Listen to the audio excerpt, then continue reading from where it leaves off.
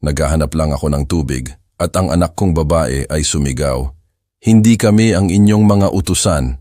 Sa mismong mukha ko, habang ako'y nakahiga at pagod na pagod sa loob ng bahay na binayaran ko ng aking buhay, sariwa pa ang sugat mula sa heart surgery ko. Ako, ang Ricardo, ang ama na nagbigay ng lahat para sa kanyang kaligayahan, ay nakaramdam ng isang betrayal na mas matindi pa sa anumang sakit.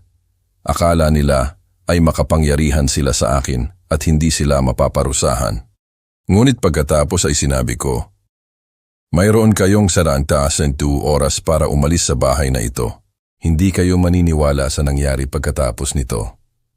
Bago tayo magpatuloy, mangyaring mag-subscribe sa channel at ipaalam sa amin kung saan kayo nakikinig sa mga komento. Pwede mo ba akong dalhan ng isang basong tubig? Ang mga salita ay lumabas sa bibig ko bago pa man ako tuluyang makaupo sa aking silya na yari sa 3 araw sa ospital ang nag-iwan sa akin ng pagkauhaw na mas malalim pa sa mismong uhaw. Ang surgical tape ay humihila sa aking dibdib sa bawat paghinga, isang patuloy na paalala kung ano ang dinanas ng aking puso. Si Hazel ay natigilan sa pintuan ng kusina. Ang kanyang ekspresyon ay nagbago mula sa inis patungo sa isang bagay na mas malamig. Seryoso, kararating ko lang mula sa ospital. Ang boses ko ay tila mas mahina kaysa sa aking inaasahan. Ang biyahe ay nakakapagod at ngayon, kahit ang simpleng pag-uusap na ito ay parang umaakyat sa hagdan. Ikinrus niya ang kanyang mga braso. Ang kilos ay matalim, sinasadya. Hindi kami ang inyong mga utusan. Ang mga salita ay tumama ng mas masakit kaysa sa anumang pisikal na suntok. Tinitigan ko ang aking anak, naghahanap ng bakas ng munting bata na dating nagdadala sa akin ng mga bulaklak na dandelion mula sa bakuran. Wala. Ang kanyang mukha ay nagtataglay ng parehong ekspresyon na gagamitin niya sa isang estranghero na humihingi ng barya. 3 araw akong nag-ospital matapos ang heart surgery. Bawat salita ay maingat na inihahatid na para bang ang mabilis na pagsasalita ay maaaring magpunit ng isang bagay sa loob ko. Humingi lang ako ng tubig. Si Kenneth ay hindi man lang tumingala mula sa telebisyon. Ang remote control ay nakapatong sa kanyang kandungan na parang setro ng kawalang bahala. Ang isang game show ay umuugong ng laugh tracks habang ang aking kahilingan ay nanatiling hindi nasagot sa pagitan namin. Nasa tabi lang ang kusina. Si Hazel ay nagkumpas ng malabo patungo sa lababo. Ang kanyang singsing sa kasal ay sumasalo sa liwanag ng hapon na dumadaloy sa bintana. May mga paa ka naman. Kinuyom ko ang mga armrest at itinulak ang sarili ko pataas. Ang tahi ko ay sumigaw sa protesta, nagpapadala ng matatalim na kirot sa aking dibdib. Ang paningin ko ay natinag sandali at kinailangan kong huminto sa pagitan ng pag-upo at pagtayo. Pakiramdam ko ay tila maghihiwalay ang mga tahi na mag-iiwan sa akin na dumudugo sa carpet ng sarili kong sala. Dahan-dahan lang, Tay. Ang boses ni Hazel ay walang init. Tanging ang uri lang ng walang laman na pag-aalala na ginagamit ng mga tao kapag ayaw nilang magmukhang ganap na walang puso. Ayaw naming matumba ka at magdulot pa ng mas maraming trabaho para sa amin. Mas maraming trabaho na para bang ang pag-aalaga sa lalaking nagpalaki sa kanya ay isang hindi kanais-nais na pasanin na ipinilit sa kanya.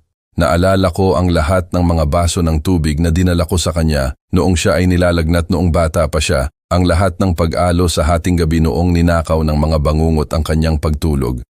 Ang mga alaala na iyon ay parang pag-aari ng buhay ng ibang tao. Nanginginig ang aking mga binti habang ginagawa ko ang unang hakbang patungo sa kusina. Bawat galaw ay nagpapadala ng kirot sa aking katawan, ngunit tumanggi akong umupo muli. Hindi ngayon, hindi kapag ang katotohanan ay kumakalat sa aking paningin na parang tintang natapon sa puting papel. Ang kalokohan nito. Sa wakas ay nagsalita si Kenneth, nakatingin pa rin sa screen, para siyang naghihingalo o kung ano. Maliit lang namang heart procedure iyan. Maliit na procedure. 2 beses akong nawalan ng pulso sa operating table, ngunit tila iyon ay kwalipikado bilang maliit sa kanilang mundo. Ipinaliwanag ng siruhano ang mga komplikasyon, ang mga kritikal na sandali, ang himala na nakakalakad pa ako. Wala sa mga iyon ang tila na irehistro sa 2 tao na dapat ay pinakanag-aalala. Ang kusina ay parang milya-milya ang layo sa halip na nasa kabilang silid lang. Ang bawat hakbang ay isang negosasyon sa pagitan ng aking kalooban at mga limitasyon ng aking katawan. Sa likod ko, narinig ko ang inis na buntong hininga ni Hazel, ang uri na ginagamit niya para sa traffic at mahabang pila sa grocery. Sa susunod, gugustuhin niya na lutuan pa namin siya ng pagkain, bulong niya kay Kenneth. Huwag mo siyang bigyan ng ideya. Ang pagtawa ni Kenneth ay tuyo. Walang laman ng anumang tunay na katatawanan. Nakarating ako sa counter at kinuyom ang gilid nito. Ang malamig na ibabaw ay nagpatatag sa akin habang pinoproseso ko ang narinig ko. Hindi ito mga pansamantalang pagkadismaya o komento na dulot ng stress. Ito ang tunay na sila kapag akala nila ay hindi ako nakakarinig o marahil ay wala lang silang pakialam kung nakakarinig man ako. Nanginginig ang baso sa aking kamay habang pinupuno ko ito mula sa gripo. Ang tubig ay hindi kailanman nalasahan ng ganito kapait kahit na ito ay ordinaryong tubig lang mula sa parehong gripo na ginamit ko sa loob ng 20 taon. Lahat ay pareho, ngunit wala nang magiging pareho muli. Nang lumingon ako, pareho silang nakatingin sa akin na may mga ekspresyon na pinaghalong inip at bahagyang nakatagong pagkamuhi. Ang sarili kong anak ay tumingin sa akin na parang ako ay isang inconvenient stranger na naglakad sa kanyang bahay nang walang paanyaya. Ang baso ay tila mabigat sa aking kamay, hindi dahil sa bigat nito, kundi dahil sa bigat ng pagkaunawa na lumulubog sa aking mga buto na parang lamig ng taglamig. Itinayo ko ang bahay na ito gamit ang sarili kong mga kamay. Binayaran ko ang kanilang pag-aaral, ang kanilang kasal, ang kanilang bayarin sa kotse. Ibinigay ko sa kanila ang lahat ng mayroon ako at hindi man lang sila makapagbigay sa akin ng tubig pagkatapos ng heart surgery ko. Naglakad ako pabalik sa aking silya ng dahan-dahan, sinasadya, hindi dahil hinihingi ito ng sakit, bagaman masakit nga, kundi dahil kailangan ko ng oras upang mag-isip, oras upang magplano, oras upang magdesisyon kung anong uri ng ama ako sa nalalabi kong mga taon. Ang sikat ng araw ng hapon ay lumubog sa mga bintana, nagahagis ng mas mahabang anino sa buong silid. Sa isang lugar sa mga anino na iyon, may isang bagay na nagsisimulang maghugis, isang bagay na magpapaunawa sa kanila kung ano mismo ang nawala sa kanila nang magpasya silang hindi ako karapat-dapat sa pangunahing kabaitan ng tao. Umupo ako pabalik sa aking silya at uminom ulit ng tubig. Masakit pa rin ang lasa, ngunit ngayon ay may iba pang halo, isang bagay na nakakabahalang malapit sa kasiyahan. Wala silang ideya kung ano ang darating. Ang paglalakad sa aking silid tulugan ay parang pagtawid sa isang disyerto. Ang bawat hakbang ay nagpapadala ng aftershocks sa aking dibdib, na nagpapaalala sa akin na ang aking katawan ay nagpapagaling pa rin kahit na ang aking mga ilusyon ay nabasag na ng tuluyan. Ang pasilyo ay tila mas mahaba kaysa sa dati. Ang mga larawan ng pamilya sa dingding ay nakatingin sa akin na may mga mukha na tila mga estranghero. Isinara ko ang pinto sa likod ko at sumandal dito sandali. Ang silid tulugan ay palaging ang aking sanctuary, ang lugar kung saan kami nagbahagi ng aming mga pangarap at plano ng aking yumaong asawa, si Sofia. Ngayon ay parang isang kanlungan ito laban sa sarili kong pamilya. Ang kama ay tinanggap ako na parang isang matandang kaibigan, habang maingat kong ibinababa ang sarili ko sa kutsyon. Ang aking tahi ay nagprotesta na may matatalim na paalala ng kamakailang trauma, ngunit ang emosyonal na mga sugat ay mas malalim kaysa sa anumang scalpel na maaaring gawin. Tinitigan ko ang kisame, inuulit ang mga nakakalasong salita na iyon ng paulit-ulit. Hindi kami ang inyong mga utusan. Ang sarili kong anak ay tumingin sa akin na parang ako ay isang pasanin na kailangan niyang tiisin. Ang parehong anak na ang tuition sa kolehiyo ay binayaran ko ng walang tanong, na ang kasal ay nagkakahalaga sa akin ng halos 1 million pesos, FANA 1,000. na ang mga bayarin sa kotse ay sinagutan ko nang mawalan ng trabaho si Kenneth noong nakaraang taon. Ang alaala ay may paraan ng pagbabalik kapag kailangan mo ito. 5 taon na ang nakalipas pagkatapos ng libing ni Sofia, umupo ako sa mismong lugar na ito, gumagawa ng isa sa pinakamalaking desisyon ng aking buhay. Ang pera sa seguro ay malaki, sapat na upang bumili ng isang bagay na mas maliit para sa akin at tulungan ang aking anak na simulan ng maayos ang kanyang buhay may asawa. Naalala ko ang pagmamaneho sa opisina ng real estate. Nanginginig ang aking mga kamay habang pinipirmahan ko ang mga papeles ng paglilipat ng deed.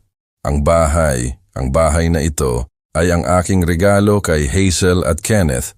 3 silid tulugan, 2 paliguan, 1 tapos na basement at 1 bakuran kung saan ko naisip na maglaro ang mga magiging apo. Tay, sobra naman ito, bulong ni Hazel noon, umaagos ang luha sa kanyang mukha.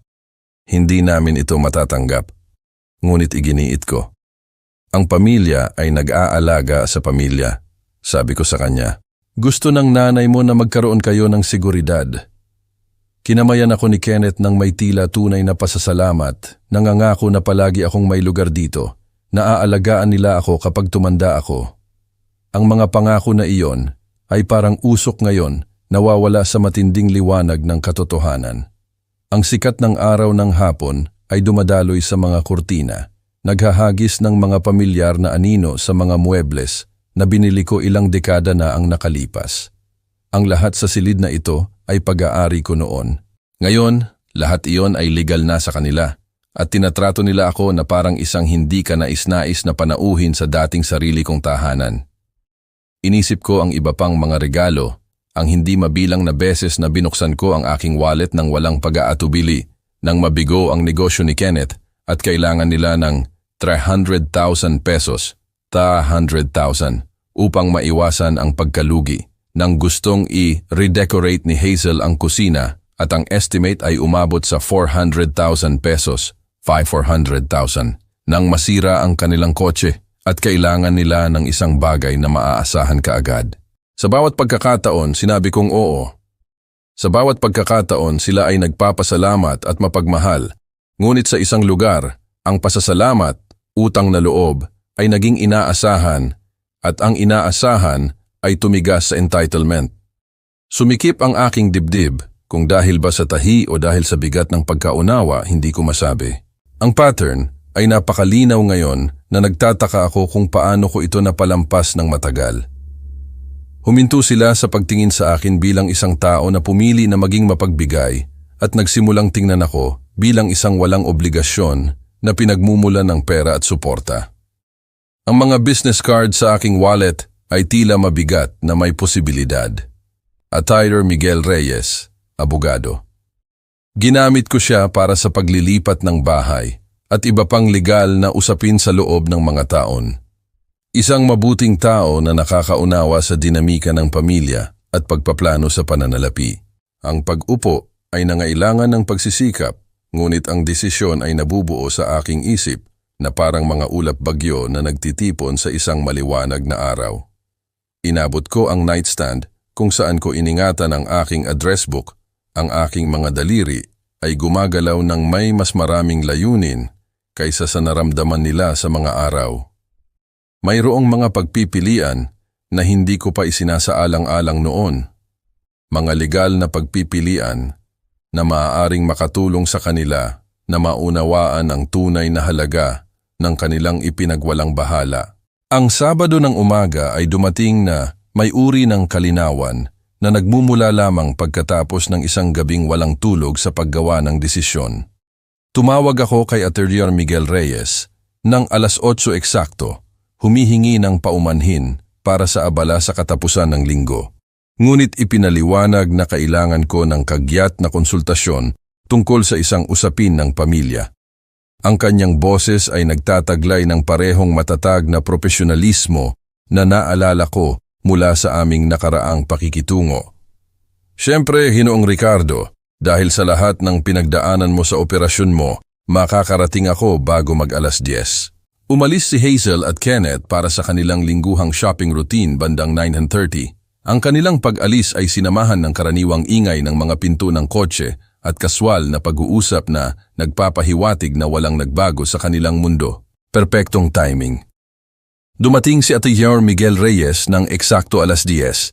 Dala ang parehong sirang leather briefcase na dinala niya sa bawat pulong sa nakalipas na dekada.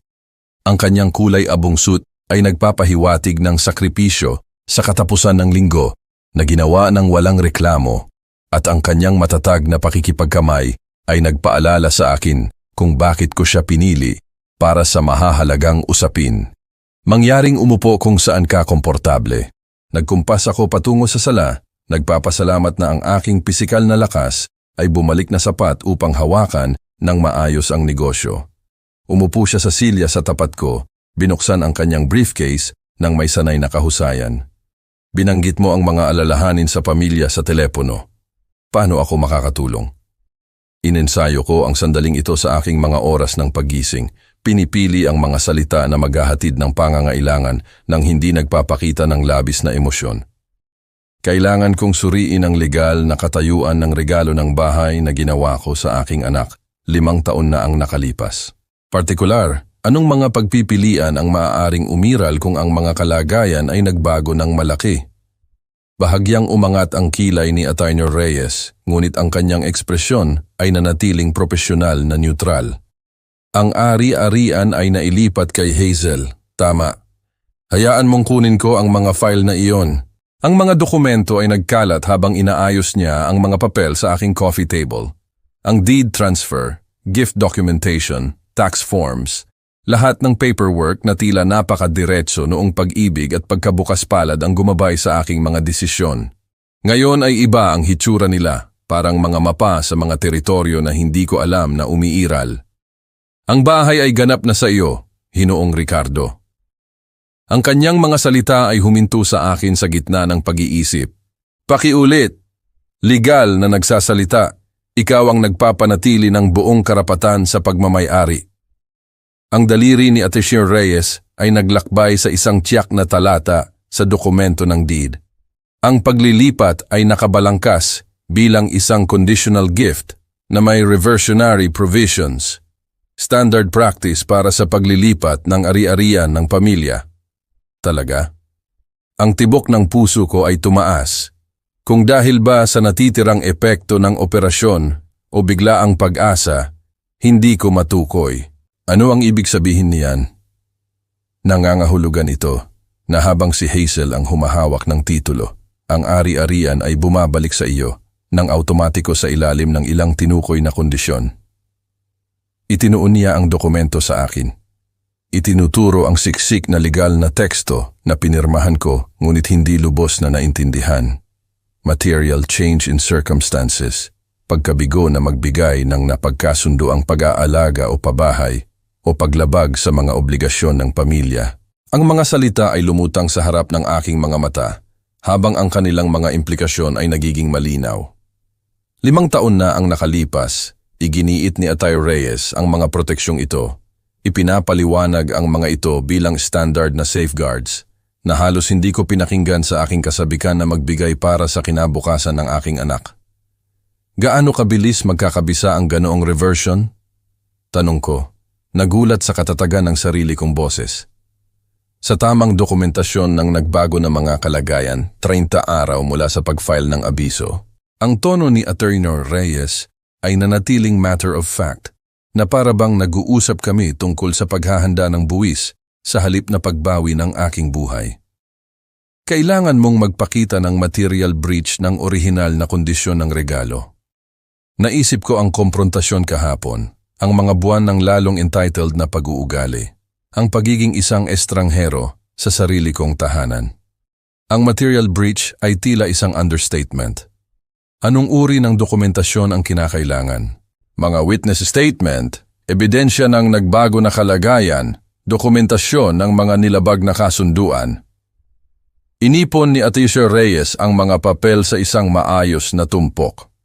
Gayunpaman, dapat kong banggitin na ito ay mangangailangan ng maingat na pagsasaalang-alang. Ang mga alitan sa ari-arian ng pamilya ay maaaring magkaroon ng pangmatagalang kahihinatnan. Sa bintana, nakita ko si Ka Jose mula sa katabing bahay na nagtatrabaho sa kanyang hardin. Normal na aktibidad ng Sabado ng umaga na nagpapatuloy habang ang aking mundo ay tahimik na nagbabago sa kanyang aksis. Ang bahay ay tila iba na ngayon. Alam na legal pa rin itong akin na hindi ako kasing walang kapangyarihan tulad ng pinaniniwalaan ko. Ano ang magiging timeline para sa pagtitipon ng ganoong dokumentasyon?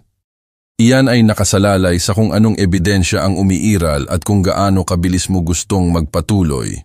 Isinara ni Atira Reyes ang kanyang briefcase, ngunit iniwan ang mga dokumento sa loob ng aking abot kamay. Pinag-uusapan ba natin ang tungkol sa kagyat na aksyon o nag-i-explore ka ba ng mga opsyon para sa pagsasaalang-alang sa hinaharap? Ang tanong ay nakabitin sa pagitan namin na parang isang tulay na hindi ko pa napagdesisyonan na tawirin. Sa malayo, narinig ko ang pamilyar na tunog ng isang sasakyan na papalapit. Marahil ay masyadong maaga para sa pagbabalik ni Hazel at Kenneth, ngunit ipinaalala nito sa akin na ang aking oras para sa pribadong pagpaplano ay may mga limitasyon. Sa tingin ko, sabi ko ng maingat, kailangan kong subukan kung ang kasalukuyang sitwasyon ay maaaring bumuti bago gumawa ng anumang hindi na mababawi na desisyon. Tumango si Ate Marion Reyes nang may karunungan ng isang taong gumabay sa iba pang pamilya sa mga katulad na crossroads. Iyan ay tila maingat. Marahil ay dapat nating talakayin kung ano ang magiging hitsura ng pagsubok na iyon. Ang gabi ay nagdala ng pamilyar na tunog ng pagbagsak ng mga pinto ng kotse at kaluskos ng mga shopping bag. Ipinosisyon ko ang sarili ko malapit sa lababo sa kusina, tinitiyempo ang aking presensya upang magmukhang natural kapag pumasok sila. Ang hapon ay ginugol sa pagproseso ng mga paghahayag ni Atty. Reyes at ngayon ay handa na akong isagawa ang aking eksperimento. Si Hazel ang unang pumasok sa harap ng pinto, may karga-kargang mga department store bag.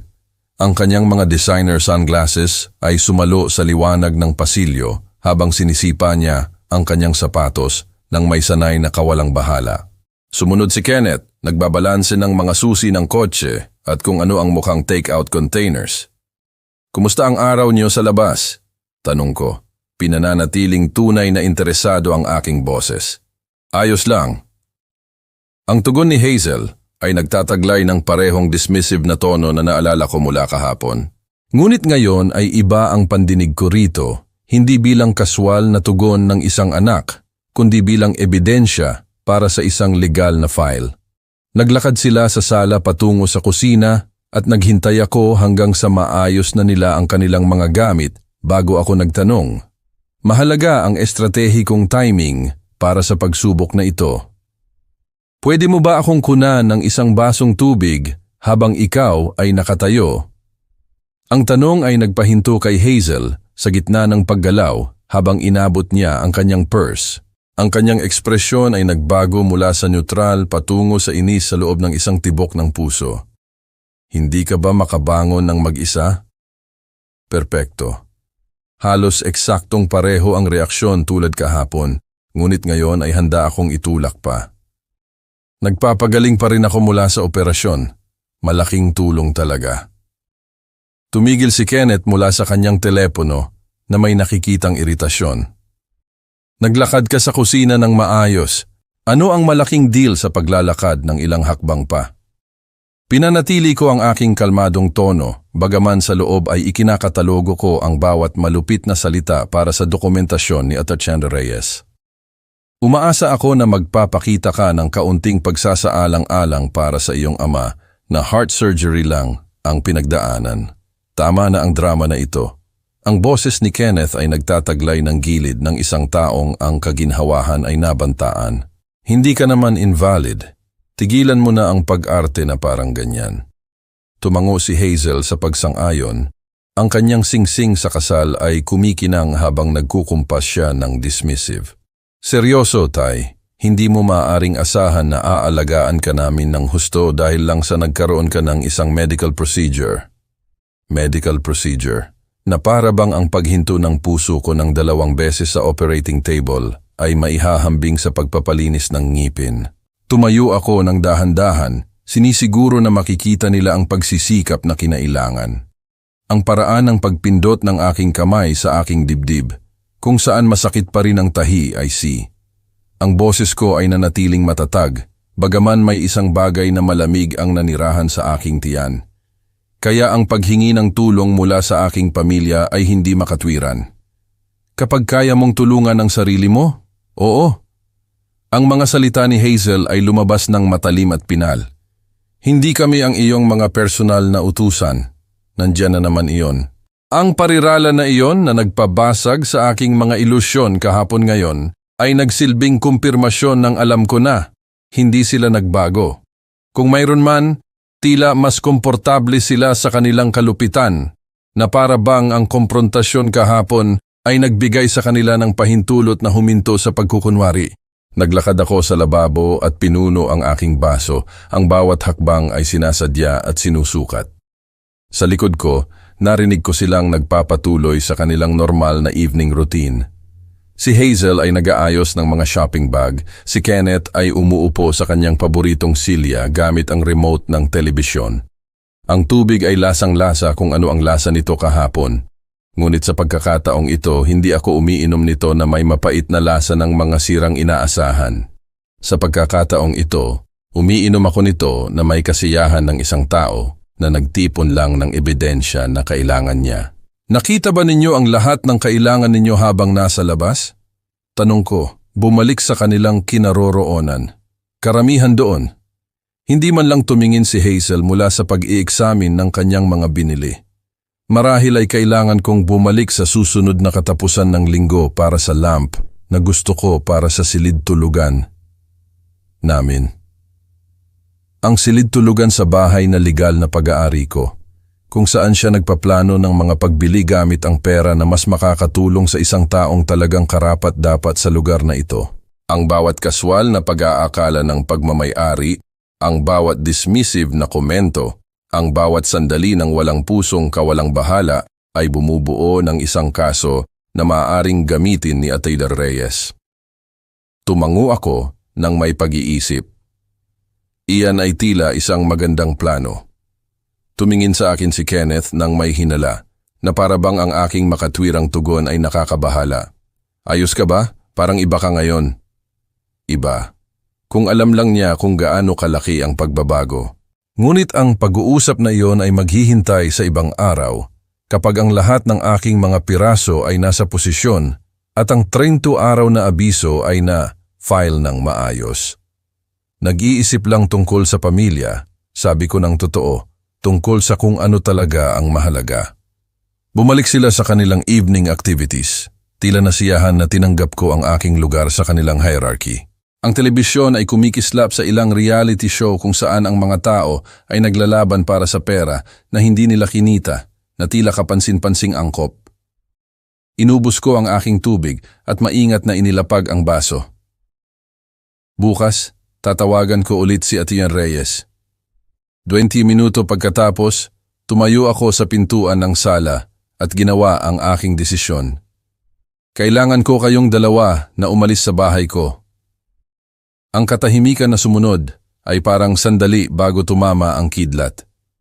Ang magazine ni Hazel ay nahulog mula sa kanyang mga kamay, lumapag sa coffee table ng may mahinang kalabog. Ang hinlalaki ni Kenneth ay nagyelo sa screen ng kanyang telepono. Ang kanyang ekspresyon ay nagbago mula sa kaswal na kawalang bahala patungo sa matalim na atensyon. Ano ang sinabi mo? Ang boses ni Hazel ay nagtataglay ng isang mapanganib na gilid na hindi ko pa narinig dati. Ito ang bahay ko. Gusto kong i-pack mo ang iyong mga gamit at maghanap ng ibang matitirahan. Bawat salita ay lumabas ng matatag at malinaw, sinusuportahan ng paghahayag ni Ateberon. Reyes tungkol sa aking mga legal na karapatan. Tumayo si Kenneth ng dahan-dahan. Ang kanyang buong taas ay nagdaragdag ng bigat sa kanyang presensya. Nagbibiro ka, di ba? Ito ang bahay namin. Hindi, sagot ko ng kalmado. Ito ang bahay ko. Ibinigay ko ito sa inyo bilang regalo. Ngunit ang regalong iyon ay may kasamang mga kondisyon. Nilabag ninyo ang mga kondisyong iyon. Tumalon si Hazel Ang kanyang mukha ay namula sa galit at isang bagay na kahawig ng takot. Hindi mo kami maaaring basta na lang paalisin. Nakatira kami dito. May karapatan kami. Sa totoo lang wala. Ang kumpiyansa sa aking boses ay nagulat maging ako. Nagsalita ako sa aking abogado kaninang umaga. Kasama sa deed transfer ang reversionary clauses. Kapag nabigo kayong magbigay ng pangangalaga at respeto na bahagi ng aming orihinal na kasunduan, ang pagmamay-ari ay bumabalik sa akin. Ang kulay ay naubos mula sa mukha ni Hazel habang tumama sa kanya ang mga implikasyon. Wala nang libreng pabahay, wala nang financial safety net, wala nang pagkuha ng lahat ng walang pahintulot habang tinatrato ako na parang isang hindi ka nais-nais na pasanin. Nagbabluff ka. Lumapit si Kenneth, ang kanyang postura ay nagbago sa isang bagay na mas nagbabanta. Galit ka lang tungkol kahapon. Sinusubukan mo kaming takutin. Lubos akong seryoso.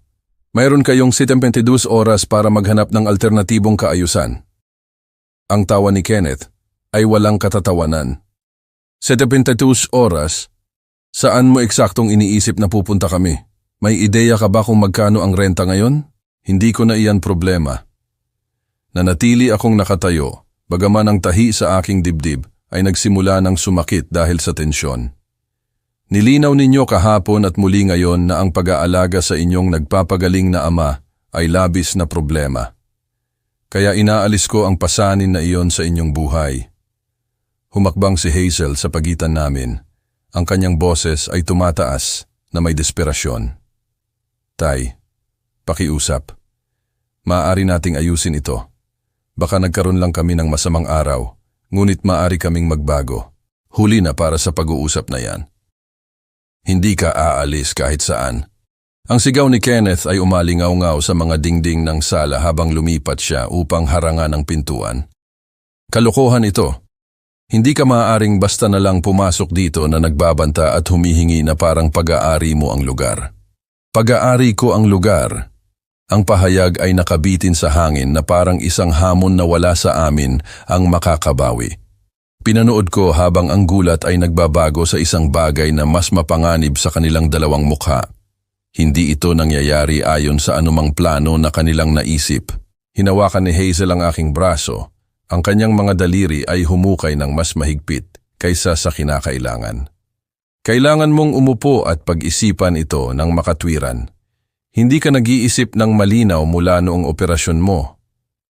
Ang pag-iisip ko ay perpektong malinaw. Sinubukan kong lumibot sa kanya, ngunit muling hinarangan ni Kenneth ang aking landas.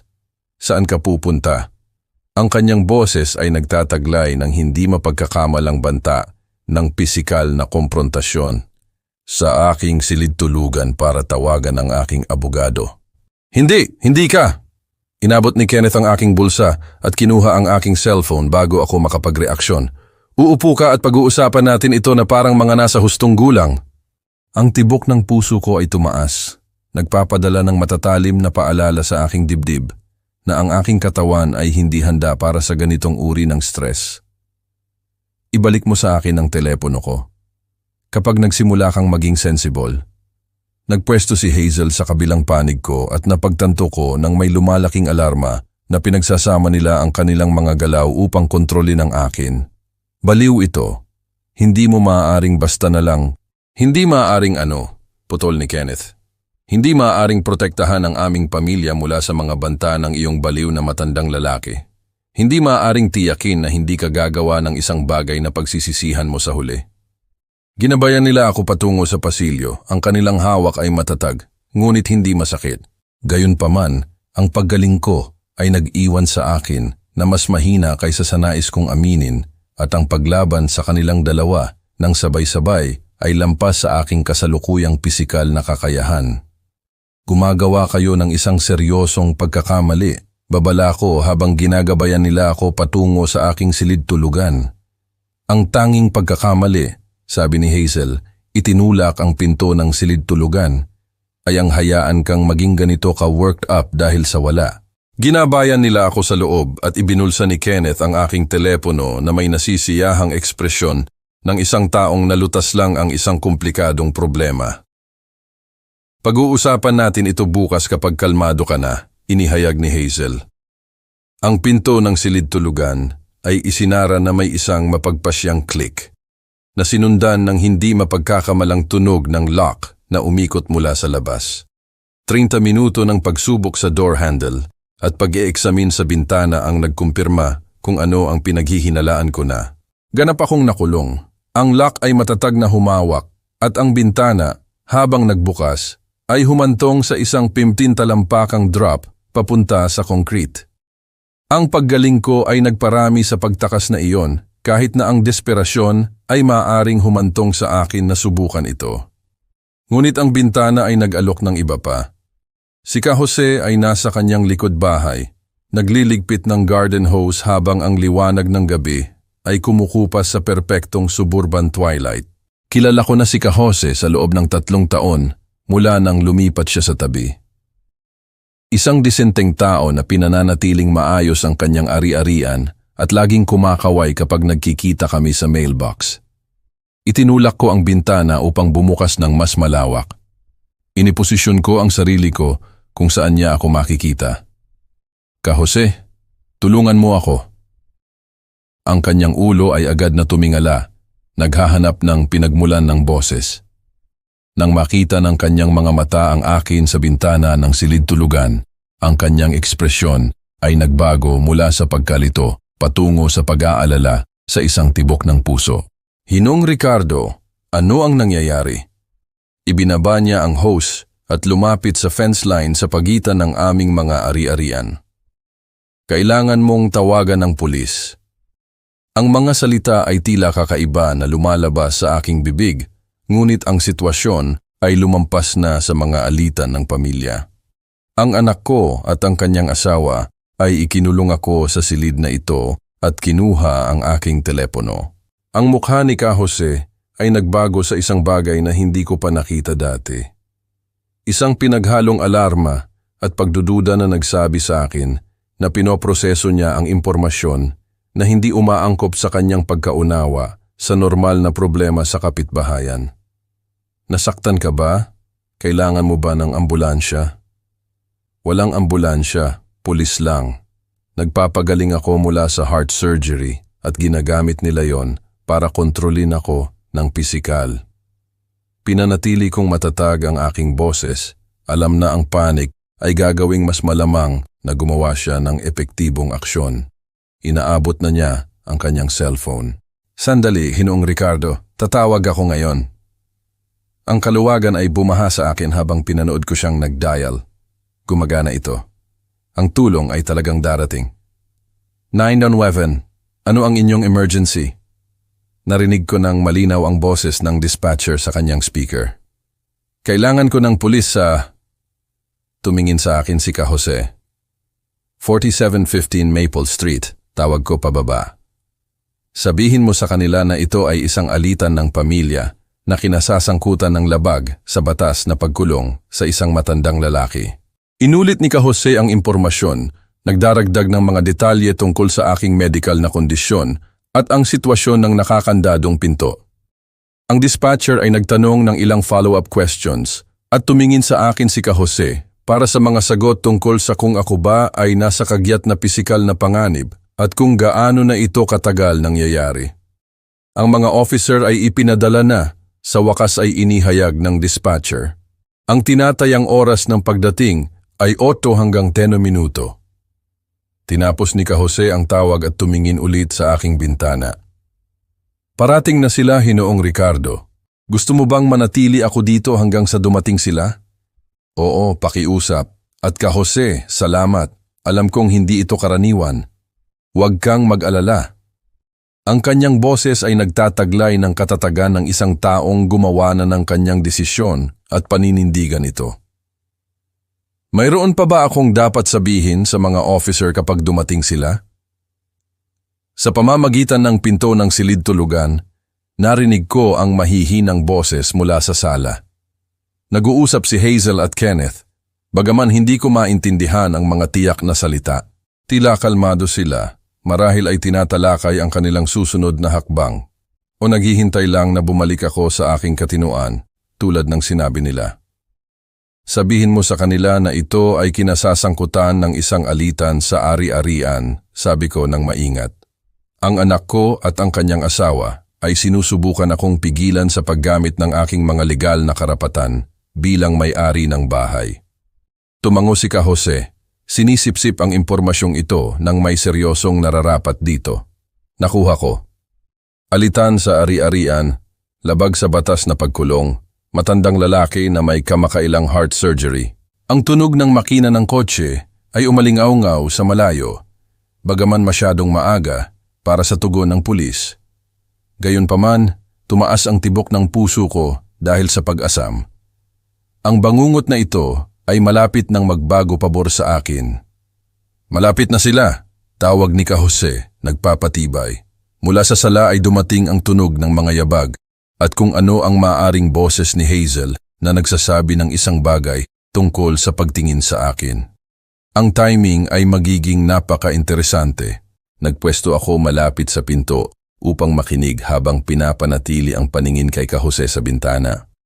Ang susunod na ilang minuto ay magpapasya kung ang pagtatangka ng aking pamilya na kontrolin ako sa pamamagitan ng pisikal na pananakot ay magtatagumpay o magkakaroon ng backfire ng nakamamangha. Nakikita ko ang isang kotse ng pulis na lumiliko papunta sa Maple, inihayag ni Ka Jose. Ang mga yabag ay nagmadali sa pasilyo patungo sa aking pinto. Ang lock ay nag-click ng bumukas at lumabas si Hazel na may nag-aalalang ekspresyon na sana ay nagbigay sa kanya ng Academy Award. Tay, ayos ka ba? Parang agitated ka. Ang kanyang boses ay nagtataglay ng perpektong timpla ng pag-aalala at pagkalito, na para bang nakita niya ako sa ilang uri ng medikal na pagkabalisa sa halip na nakakulong sa likod ng isang pinto na sinigurado niya mismo. Nandito na ang pulis, sabi ko, humakbang sa kanya sa pasilyo. Pulis? Bakit may pulis dito? Si Kenneth ay lumabas mula sa sala. Ang kanyang mukha ay isang masterpiece ng naguguluhang pag-aalala. May nangyari ba? Bago ako makasagot, tumunog ang doorbell. Agad na hinawakan ni Hazel ang aking braso. Ginagabayan ako patungo sa harap ng pinto na may banayad na haplos ng isang debotong anak na tumutulong sa kanyang marupok na ama. Hayaan mo akong magbukas, sabi niya. Binuksan ang pinto upang ibunyag ang dalawang officer, isang lalaki at babae na nasa kanilang 30s, parehong nagtataglay ng propesyonal na ugali na kasama ng mga taon ng domestic calls. Magandang gabi, ako si Officer Edward. Ito si Officer Chloe. Nakatanggap kami ng tawag tungkol sa isang alitan ng pamilya. Mayroon sigurong pagkakamali, sabi ni Hazel. Ang kanyang boses ay perpektong tono na may pagkalito. Nagsasagawa lang kami ng isang tahimik na gabi sa bahay. Ang tatay ko ay heart surgery lang ang pinagdaanan, kaya maingat kami sa kanya. Humakbang ako. Mga officer, tumawag ako sa inyo sa pamamagitan ng aking kapitbahay dahil ikinulong ako ng anak ko at ng kanyang asawa sa aking silid tulugan at kinuha ang aking telepono. Ang mga mata ni Officer Chloe ay lumipat sa pagitan namin. Napapansin ang body language at posisyon. Sir, maaari mo ba kaming sabihan kung ano eksakto ang nangyari ngayong gabi? Pisikal nila akong pinuwersa sa aking silid tulugan at ikinulong ang pinto mula sa labas nang sabihin ko sa kanila na kailangan nilang umalis sa bahay ko. Bawat salita ay lumabas ng malinaw at sinasadya. Ang kamay ni Hazel ay lumipad sa kanyang dibdib sa tila gulat. Tay, hindi iyon ang nangyari. Nakaramdam ka ng pagkahilo at pagkalito, kaya tinulungan ka namin sa iyong silid para magpahinga. Hindi nakakandado ang pinto. Nagkakaproblema ka lang sa handle. Ang pinto ay tiyak na nakakandado. Iginiit ko. Lumapit si Kenneth. Ipinosisyon ang sarili na sumusuporta malapit kay Hazel. Si Ginoong Ricardo ay nagkakaroon ng ilang pagkalito mula noong operasyon niya noong nakaraang linggo. Ang anesthesia ay maaaring makaapekto sa matatandang pasyente sa loob ng maraming araw pagkatapos. Sinusubukan namin siyang tulungan, ngunit gumagawa siya ng mga akusasyon na walang saysay. Kinuha ni Officer Edward ang isang notebook. Sir, Kailan ka nagpa-surgery? Lunes. Ngunit hindi ako nalilito. Ikinulong nila ako sa silid na iyon dahil sinabi ko sa kanila na umalis sa bahay ko. Nalilito lang si tatay pagkatapos ng anesthesia, sabi ni Hazel. Ang kanyang boses ay nagtataglay ng pasyente na tono ng isang taong nakikitungo sa isang mahirap na sitwasyong medikal. Patuloy siyang nagsasabi ng mga kakaibang bagay buong araw. Mahal namin siya at sinusubukan namin siyang alagaan, ngunit naging hamon ito. Tumingin si Officer Chloe sa paligid ng sala na tila ganap na normal. Walang mga palatandaan ng pakikibaka, walang ebidensya ng komprontasyon na naganap isang oras na ang nakalipas. Ginoong Ricardo, nakakaramdam ka ba ng ligtas sa bahay na ito? Hindi, kapag ikinukulong nila ako sa mga silid at kinukuha ang aking telepono. Hindi namin kinuha ang telepono mo, Tay. Inabot ni Hazel ang kanyang bulsa at ipinakita ang aking cellphone. Iniwan mo ito sa kitchen counter. Nagcha-charge kami para sa iyo. Ang makinis na paghahatid ng kasinungalingan na iyon ay ikinagulat ko. Ibinigay niya ang telepono kay Officer Edward na sandaling sinuri ito bago ibinalik sa akin. Ginoong Ricardo, umiinom ka ba ng anumang pain medication mula noong operasyon mo? Oo, ngunit hindi ako nalilito o delusional. Ang boses ko ay nagtataglay ng tumataas na pagkadismaya habang napagtanto ko kung paano ito nangyayari. Tumingin si Officer Edward sa kanyang partner.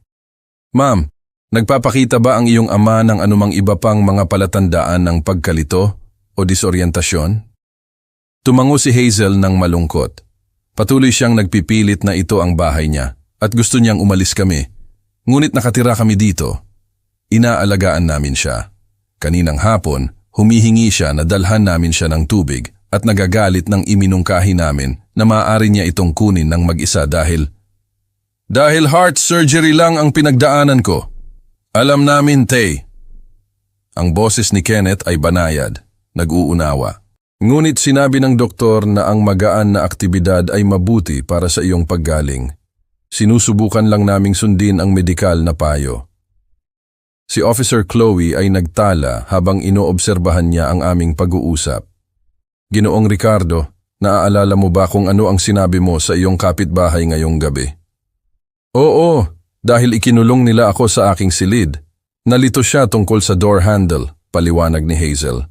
Ang pinto ng silid tulugan ay minsan sumasabit, lalo na para sa isang taong hindi pa ganap na malakas. Ang mga officer ay nagpalitan ng tingin na nagsabi sa akin ng lahat ng kailangan kong malaman tungkol sa kung paano ito magtatapos.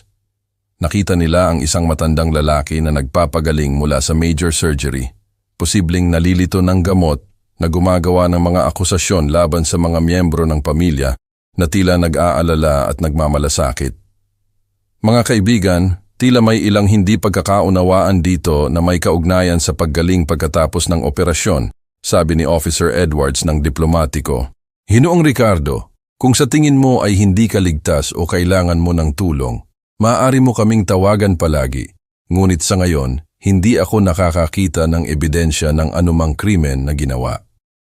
Nanatili sila ng isa pang 10 minuto na nagtatanong ng mga pangunahing tanong at nagtala. Ngunit ang kinalabasan ay natukoy na mula sa sandaling ipinakita ni Hazel ang aking telepono at sinisi ang lahat sa pagkalito sa operasyon. Pagkatapos umalis ng mga officer, ang bahay ay nahulog sa isang nakakatakot na tahimik. Si Hazel at Kenneth ay tumayo malapit sa harap ng pinto. Ang kanilang mga ekspresyon ay nagbabago pabalik sa malamig na kalkulasyon na nakita ko kanina.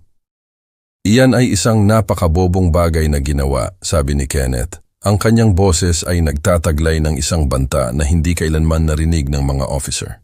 Ikinulong nila akong muli sa aking silid tulugan, ngunit sa pagkakataong ito, kinuha nila ang lahat mula sa akin, mula sa aking telepono hanggang sa aking mga dokumento. Ang 90 minuto na ginugol ko sa silid tulugan na iyon ay nagbigay sa akin ng oras upang mag-isip, at ang aking mga saloobin ay humantong sa akin sa isang desisyon na marahil ay hindi magugustuhan ng aking katawan. Ang bintana ay tumawag sa akin na parang isang hamon na hindi ko maaaring baliwalain. Pimpina talampakan sa lupa. Para sa isang malusog na tao, ito ay magagawa. Ngunit para sa isang taong sumailalim sa heart surgery, 5 araw na ang nakalipas, maaari itong magtapos sa sakuna. Ngunit ang manatiling nakakulong sa sarili kong tahanan ay tila mas masahol pa kaysa sa panganib na mahulog. Binuksan ko ang bintana ng mas malawak hanggat maaari, pinag-aaralan ang pagkahulog. Ang tanawin sa ibaba ay nag-alok ng ilang awa, isang flower bed na may malambot na lupa sa halip na sementadong simento. Maliliit na pagpapala para sa mga desperadong tao. Mula sa silid ng aking anak at kanyang asawa ay dumating ang mga tunog ng telebisyon, tawa at kaswal na pag-uusap. Si Hazel at Kenneth ay umupo sa kanilang evening routine, kumpiyansa na ang kanilang pagganap sa harap ng pulis ay nalutas na ang problema minsan at para sa lahat. Ang kumpiyansang iyon ay gagana sa aking kalamangan. Ang pag-akyat sa bintana ay nangangailangan ng lakas ng katawan na pansamantalang inalis sa iyo ng heart surgery. Ang bawat galaw ay nagpadala ng matatalim na paalala sa aking dibdib. Ngunit ang kahihiyan ng pagiging napaglalangan ng sarili kong pamilya ay mas mainit kaysa sa anumang pisikal na sakit. Itinulak ko ang isang binti sa pagbubukas at pagkatapos ay ang isa pa hanggang sa umupo ako sa windowsill na parang isang matandang magnanakaw na nagpaplano ng pinakakaawa-awang pagnanakaw sa mundo. Ang lupa ay tila mas malayo mula sa anggulong ito. At nagtaka ako sandali kung ang kawalan ng pag-asa ay palaging ganito. Tulad ng nakatayo sa gilid ng isang bagay na walang magandang pagpipilian. Ang pagkahulog ay yumanig sa bawat buto sa aking katawan nang sa wakas ay pinakawalan ko. Ang sakit ay bumaril sa surgical incision na parang kuryente. At sa isang sandali ay nakahiga ako ng walang galaw sa flower bed, naghihintay na makita kung may anumang mahalaga na napunit. Nang walang kagyat na sakuna ang nag-anunsyo sa sarili, nagpupumiglas ako upang tumayo at binura ang lupa sa aking mga damit.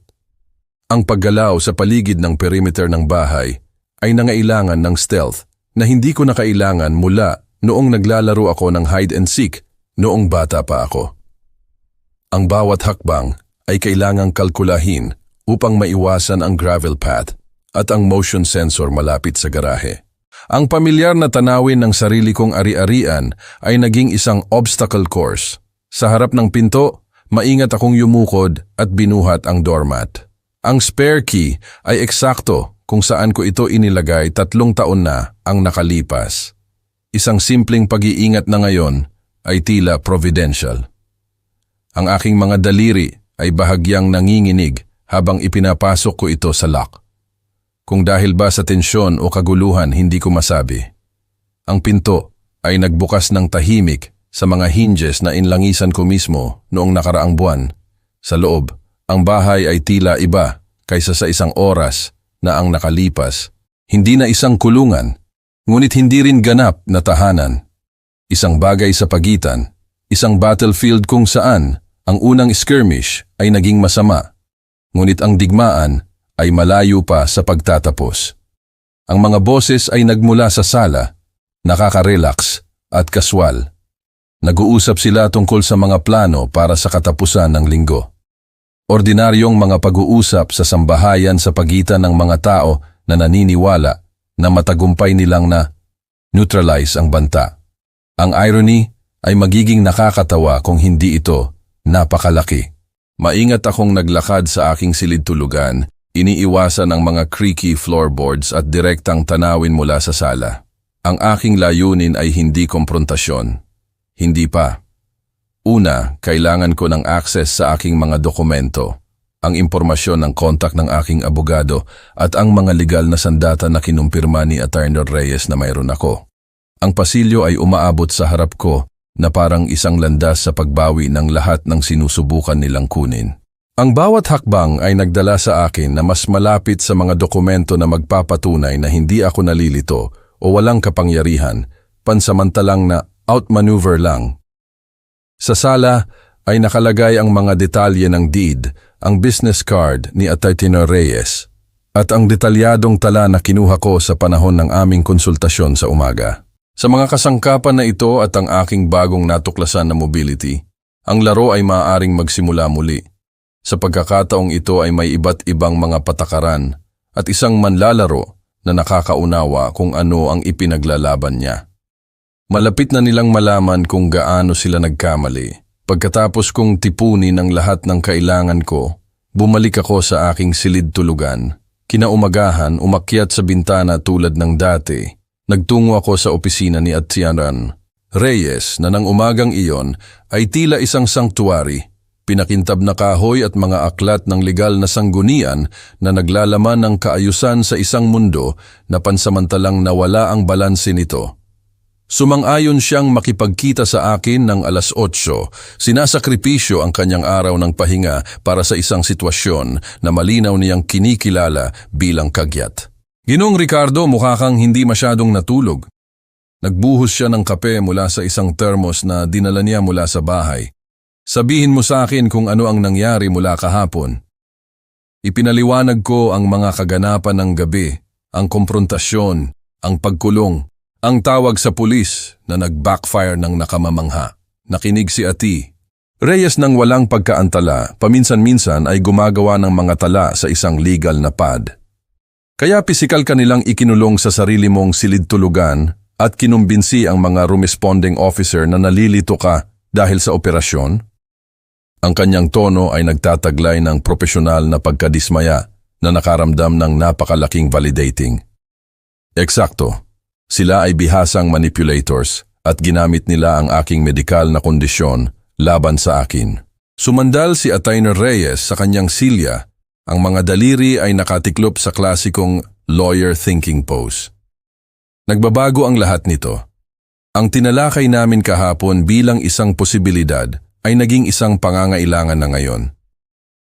Kinuha niya ang folder mula sa aming nakaraang pulong, ikinalat ang mga dokumento sa kanyang mesa na parang isang general na nagpaplano ng isang campaign.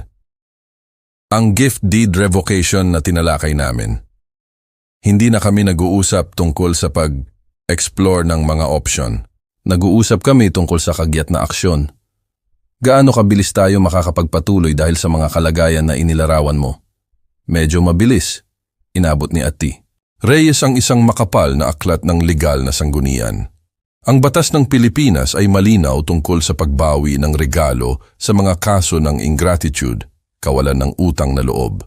Kapag ang mga tatanggap ay tinatrato ang donor ng may puot, kalupitan o nabigo na matupad ang mga ipinahiwatig na kondisyon ng pag-aalaga, ang regalo ay maaaring bawiin ng legal.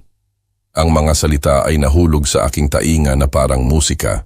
Pagkatapos ng 24 oras ng pakiramdam na walang kapangyarihan, naaalala ko kung ano ang pakiramdam na magkaroon ng mga pagpipilian. Ano eksakto ang kinasasangkutan ng proseso? Binuksan ni Attorney Reyes ang kanyang laptop at nagsimulang mag-type. Una, naghahanda kami ng isang formal na abiso ng pagbawi ng regalo. Notice of Gift Revocation. Ang dokumentong ito ay naglalabas ng mga legal na batayan, ang kanilang masamang pagtrato, pagkabigo na magbigay ng makatwirang pangangalaga sa panahon ng iyong paggaling, at ang nagbago na kalagayan na nagbibigay katwiran sa pagbawi ng ari-arian, at pagkatapos ay hinahatid namin sa kanila ang abiso. Mayroon silang 72 oras para lisanin ang lugar. Ang kanyang mga daliri ay patuloy na gumagalaw sa keyboard habang kumukuha siya ng mga legal na template at precedent cases. Kung tumanggi sila, maaari naming ituloy ang kagyat na legal na aksyon para sa labag sa batas na pagmamayari. Ang kahusayan ng legal na makinarya ay tila nakalalasing pagkatapos ng kaguluhan ng manipulasyon ng pamilya. Narito ang mga patakaran, pamamaraan, deadline, mga bagay na hindi maaaring ipagtalo sa pamamagitan ng luha ng buwaya at mga pag-angkin ng pagkalito pagkatapos ng operasyon. Paano kung tutulan nila ito? Maaari nilang subukan, ngunit ang burden of proof ay lumipat sa kanila upang ipakita na ang kanilang pagtrato sa iyo ay makatwiran at natupad nila ang ipinahiwatig na mga kondisyon ng regalo. Ang ngiti ni Attorney Reyes ay nagtataglay ng kumpiyansa ng isang taong nakakita na ng ganitong uri ng kaso dati. Dahil sa inilarawan mo at lalo na ang insidente sa pulis, nagdududa ako na gugustuhin nilang suriin ang usapin na ito ng detalyado ng isang korte. Ginugol ni Atty. Reyes ang susunod na oras sa pagdraft ng mga dokumento. Ipinapaliwanag ang bawat seksyon habang nagtatrabaho siya. Ang formal na legal na wika ay tila armor, proteksyon laban sa emosyonal na manipulasyon na halos nagkakahalaga sa akin ng lahat. Ang abiso ng pagbawi ng regalo ay magiging handa para sa service bukas ng umaga, inihayag niya. Nagpiprint ng maraming kopya sa opisyal na letterhead. Inirerekomenda ko na ipa-serve ito ng isang profesional na process server sa halip na subukang ihatid mo ito sa sarili mo. At kung susubukan nilang i-claim na mentally incompetent ako, iyan ay talagang gumagana sa ating pabor ngayon. Inipon ni Atty. Reyes ang mga dokumento sa isang maayos na tumpok. Ang kanilang pag-angkin sa pulis na nalilito ka dahil sa operasyon ay maaaring makita bilang pang-aabuso sa matatanda, elder abuse, gamit ang iyong medikal na kondisyon upang balewalain ang mga lehitimong alalahanin tungkol sa iyong mga karapatan sa ari-arian. Ang irony ay perpekto. Ang kanilang manipulation strategy ay lumikha ng ebidensya ng mismong pag-uugali na nagbigay katwiran sa pagbawi ng regalo. Gaano katagal bago ito maging pinal? Sa pag-aakalang hindi sila tututol at pinaghihinalaan ko na hindi sila tututol sa sandaling maunawaan nila ang legal na katotohanan, maaari kang magkaroon ng buong pagmamay-ari pabalik sa loob ng 60 araw. Sinarado ni Atty. Reyes ang mga dokumento sa isang opisyal na envelope. Gayunpaman, ang psikolohikal na epekto ay magiging kagyat. Mapagtanto nila na ang kanilang kontrol sa sitwasyong ito ay palaging isang ilusyon. Nakatayo upang umalis, nakaramdam ako ng isang bagay na hindi ko naranasan mula noong Biyernes ng hapon. Tunay na optimismo. Ang batas ay nasa panig ko. Mayroon akong propesyonal na representasyon at ang aking pamilya ay malapit ng matuto na ang pagtrato sa iyong matandang ama na parang isang inconvenience ay may kasamang kahihinatnan. Atty. Reyes, hindi ko alam kung paano ako magpapasalamat sa iyo para sa pagpupulong sa akin ngayon. Ginoong Ricardo, ang nangyari sa iyo ngayong katapusan ng linggo ay hindi makatwiran. Masaya akong maitatama namin ito. Ibinigay niya sa akin ang envelope na naglalaman ng mga kopya ng mga legal na dokumento. Tatawagan kita bukas sa sandaling nakaschedule na ang process server. Habang naglalakad ako patungo sa pinto ng opisina, napagtanto ko na nagbago ang lahat. Hindi na ako isang nalilitong matandang lalaki na gumagawa ng walang batayan na mga akusasyon. Ako ay isang may-ari ng ari-arian na gumagamit ng kanyang mga legal na karapatan sa propesyonal na representasyon at nararapat na proseso ng batas. Ang pagmamaneho pa uwi ay magbibigay sa akin ng oras upang magplano kung paano ko eksaktong hahawakan ang susunod na yugto ng sitwasyong ito. Ang umaga ng Lunes ay nagdala ng kalinawan at mga opisyal na dokumento na nakaprint sa letterhead ni Atty. Miguel Reyes. Tumayo ako sa sala na may hawak na mga papel na magbabago ng lahat, naghihintay para sa perpektong sandali upang bawiin kung ano ang palaging akin. Si Hazel ay nasa kusina, nagtitimpla ng kape, gumagalaw ng may kaswal na kumpiyansa ng isang taong naniniwala na siya ang nagmamay-ari ng bahay sa paligid niya. Si Kenneth ay nakaupo sa dining table, nag-i-scroll sa kanyang telepono.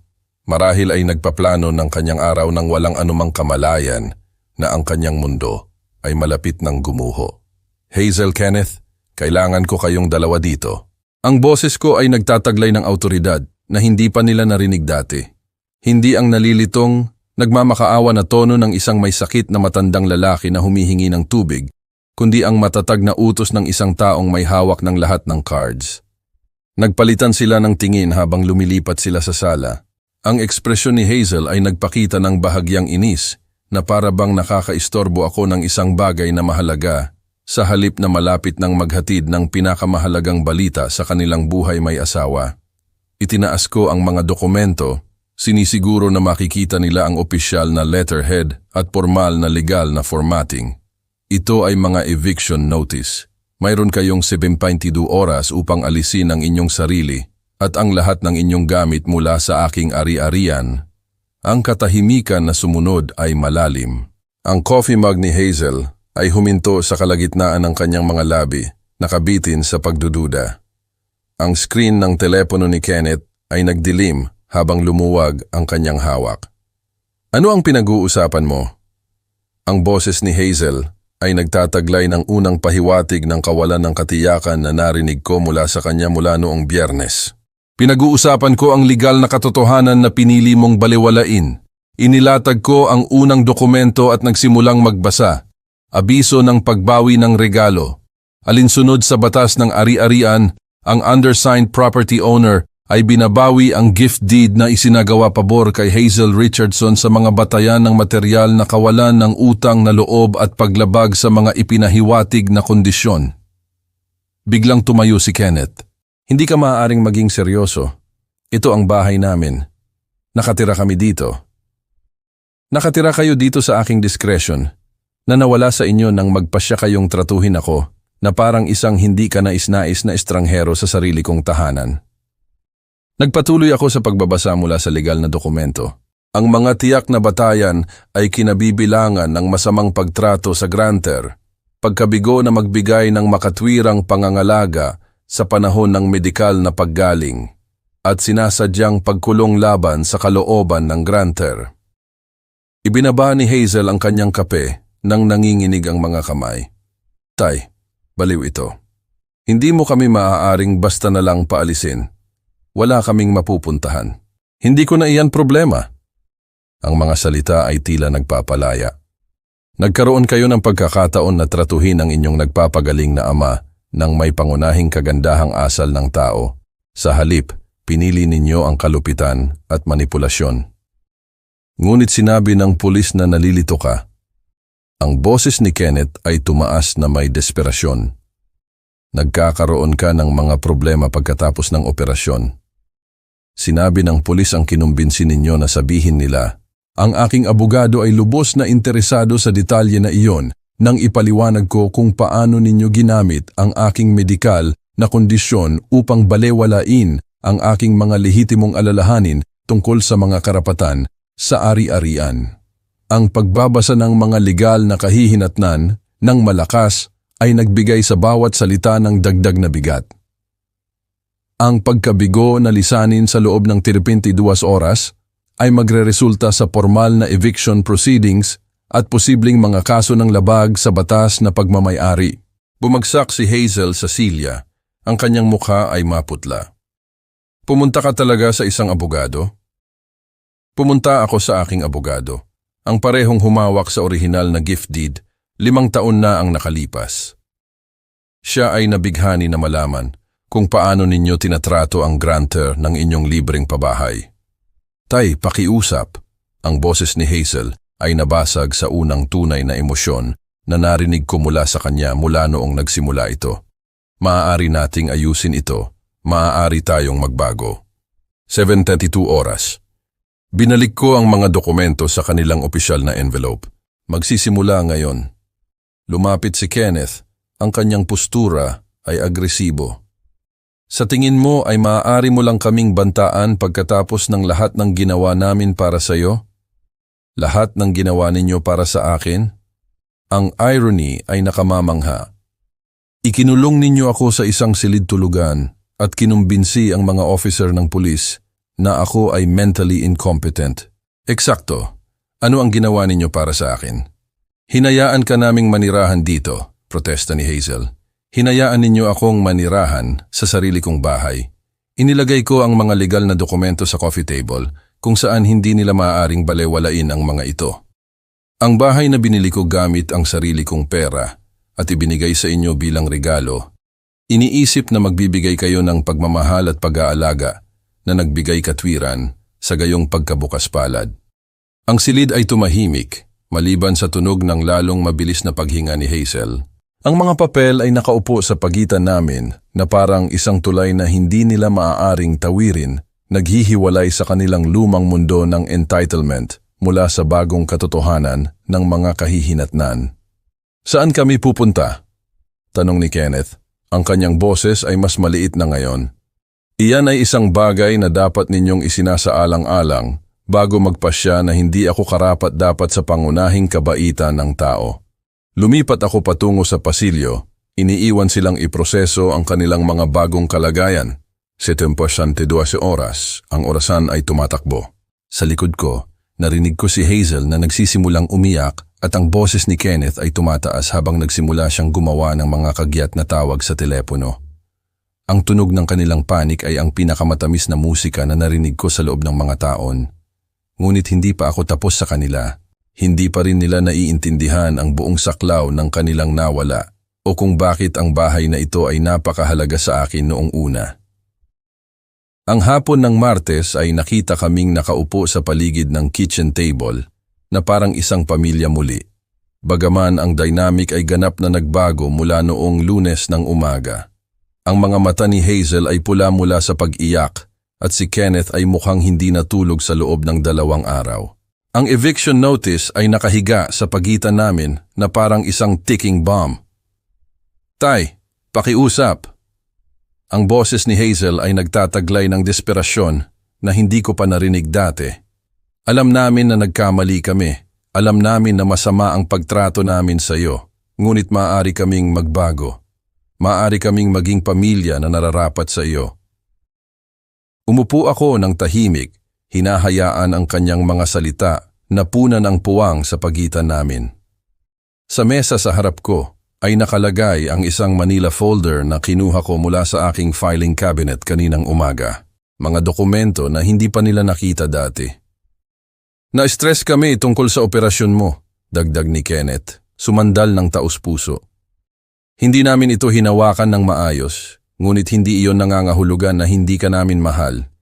Ito ang aming tahanan, ang aming pamilya." "Ang inyong tahanan?"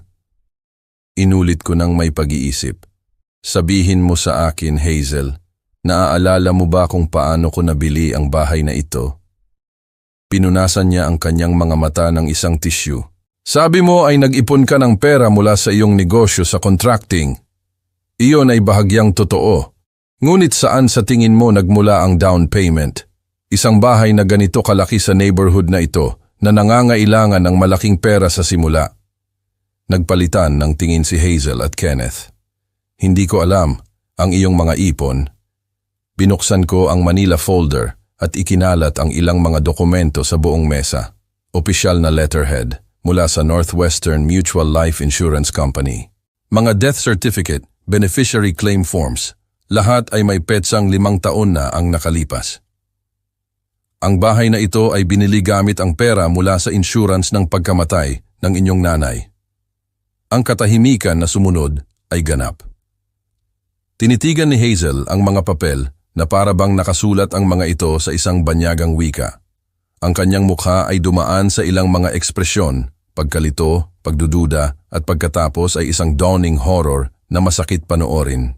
"Ang life insurance policy na pinanatili ng nanay mo sa loob ng 20 taon, partikular upang magbigay ng seguridad para sa ating pamilya."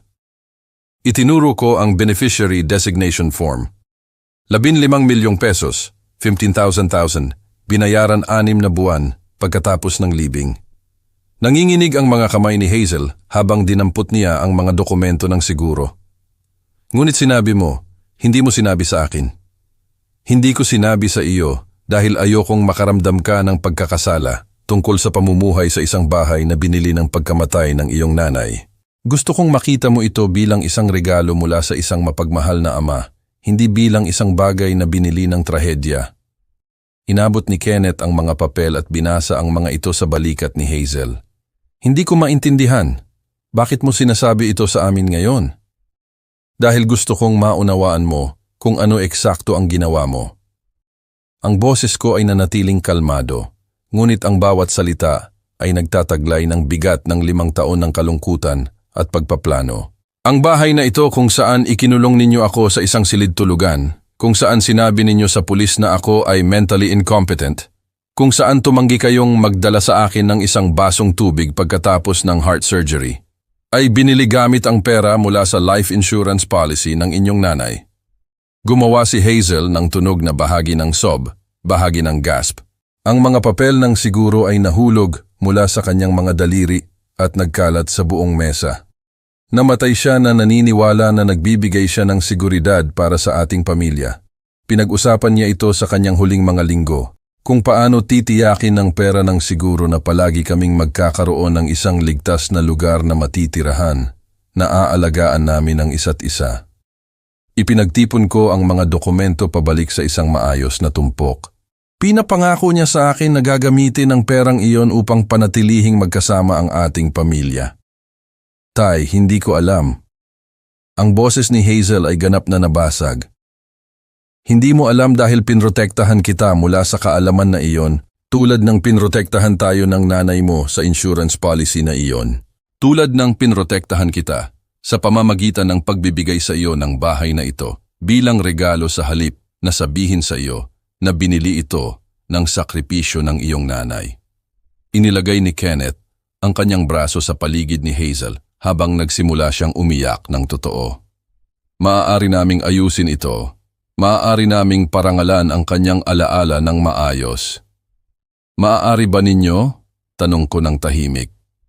Maaari ba ninyong bawiin ang pagtrato sa akin na parang isang hindi ka nais-nais na estranghero sa isang bahay na ibinigay ng pagkamatay ng inyong nanay? Maaari ba ninyong bawiin ang pagsasabi sa mga officer ng pulis na ako ay nalilito at incompetent sa tahanan na inilaan niya bilang sanctuary ng ating pamilya? Tumingala sa akin si Hazel na umaagos ang luha sa kanyang mukha. Patawarin mo ako, labis akong humihingi ng tawad. Wala akong ideya. Ang nanay mo ay magiging heartbroken na malaman na ang bahay na inakala niyang magsasama-sama sa ating pamilya ay naging lugar kung saan pinili ng kanyang anak na babae ang kalupitan kaysa sa awa. Tumayo ako mula sa mesa, iniiwan ang mga dokumento ng siguro kung saan sila nakahiga. Siya ay magiging devastated na malaman na ang kanyang huling regalo sa ating pamilya ay ginamit bilang sandata laban sa ama na mahal niya. Ang bigat ng moral na katotohanan ay lumubog sa kanila na parang isang mabigat na kumot. Hindi lang ito tungkol sa legal na pagmamay-ari o alitan ng pamilya. Ito ay tungkol sa paglabag sa sagradong tiwala ng isang babae na namatay na naniniwala na ang kanyang sakripisyo ay magpoprotekta sa mga taong pinakamamahal niya. Ano ang maaari naming gawin? Bulong ni Hazel. Paano namin maitatama ito? Tumingin ako sa aking anak, ang aking sirang, desperadong anak, na sa wakas ay naunawaan ang buong saklaw ng nawala sa kanya at nakaramdam ako ng isang bagay na maaaring awa na hinaluan ng kasiyahan ng hustisya na sa wakas ay naihatid. Mayroon kayong 45 oras, sabi ko lang. Ang hapon ng Huwebes ay nagdala ng tunog ng mga cardboard box na tape na sarado at ang mga muebles na inilipat sa mga hardwood floor. Umupo ako sa aking recliner, pinapanood si Hazel at Kenneth na nagtatrabaho ng may tahimik na kahusayan ng mga tao na sa wakas ay tinanggap ang kanilang kapalaran. Ang nakalipas na pumanta oras ay nagbago sa kanila ng ganap. Wala na ang kayabangan, ang entitlement, ang kaswal na kalupitan na nagpapakilala sa aming relasyon mula noong operasyon ko. Sa lugar nito ay isang bagay na hindi ko pa nakita mula sa kanila dati. Tunay na pagsisisi na hinaluan ng walang laman na pagkaubos ng mga tao na natuto kung ano ang ibig sabihin ng mawala ang lahat. Binuhat ni Kenneth ang huling mga kahon sa sala.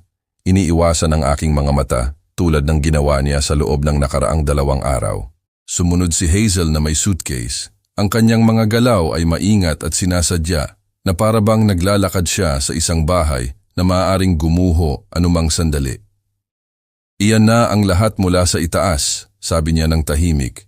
Inilalagay ang suitcase malapit sa harap ng pinto, kasama ang iba pa nilang gamit.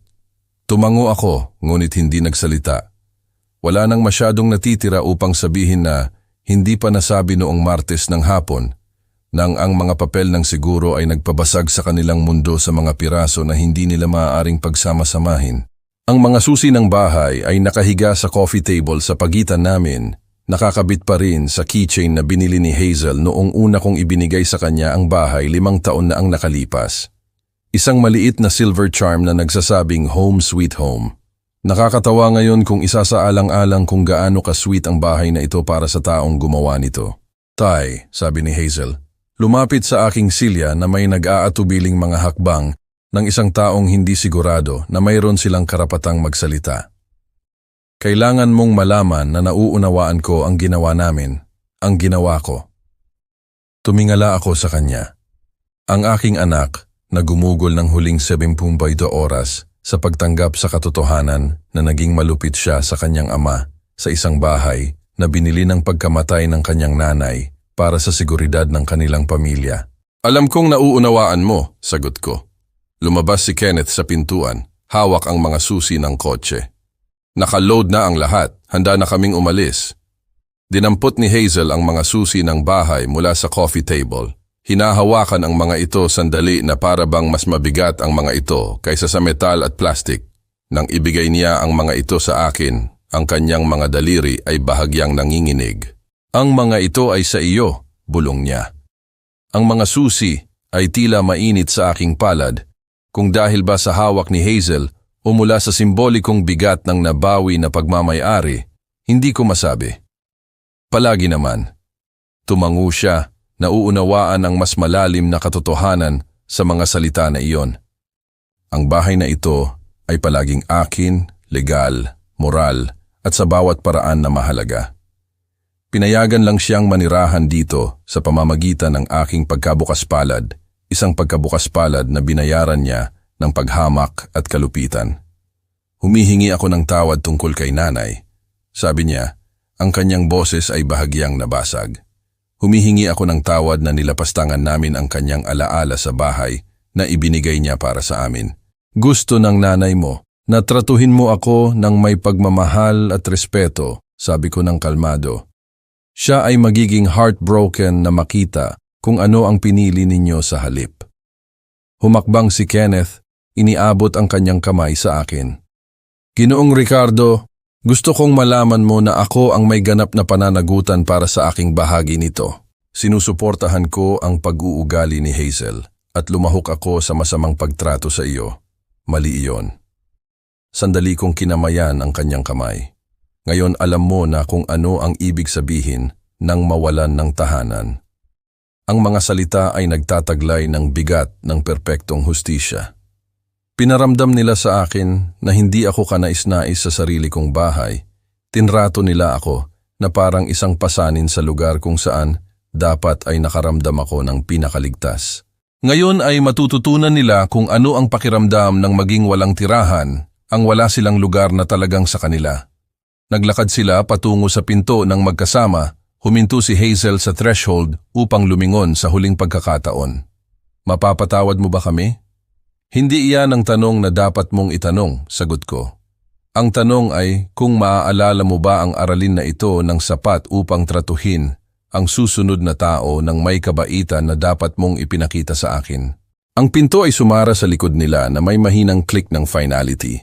Sa bintana, pinanood ko silang i-load ang kanilang natitirang mga gamit sa kanilang kotse at umalis mula sa ari-arian na hindi na muli magiging tahanan nila.